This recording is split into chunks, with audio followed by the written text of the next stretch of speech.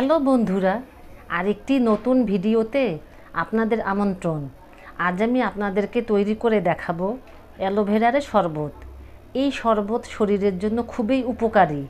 আসুন দেখে নিই কীভাবে তৈরি করতে হবে এই শরবত। কি কি লাগছে এই শরবত তৈরি করতে তা দেখে নেওয়া যাক।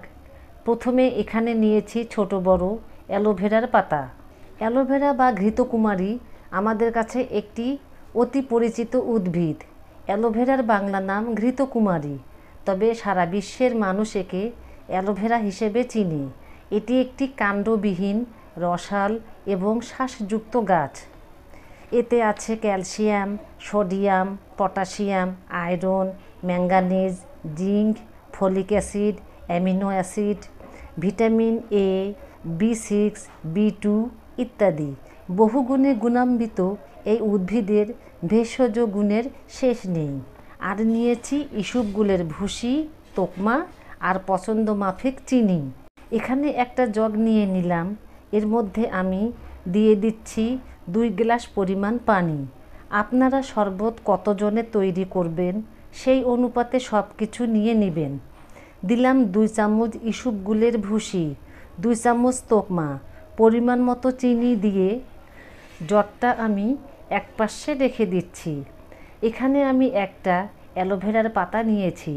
পাতাটাকে গাছ থেকে ছিঁড়েন আর বাজার থেকে কিনে আনেন। প্রথমে খুব ভালো করে পানি দিয়ে ধুয়ে নিতে হবে, এতে বাইরের ময়লাটা চলে যাবে।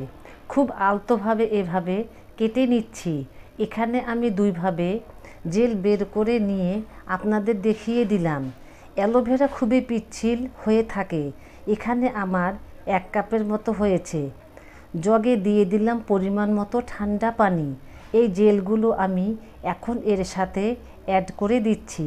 একটা কাঁটা চামচের সাহায্যে সবগুলো মিশিয়ে নিলাম। সব কিছু মিলে একটা আঠালো ভাব চলে এসেছে।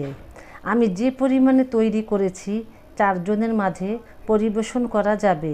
গ্লাসের মধ্যে কয়েক টুকরো আঁচ দিয়ে ঠান্ডা ঠান্ডা পরিবেশন করুন। ব্যাস তৈরি হয়ে গেল আমার অ্যালোভেরা শরবত। সবাইকে আবারও পরবর্তী ভিডিও দেখার শুভেচ্ছা জানিয়ে শেষ করছি। আল্লাহ হাফেজ।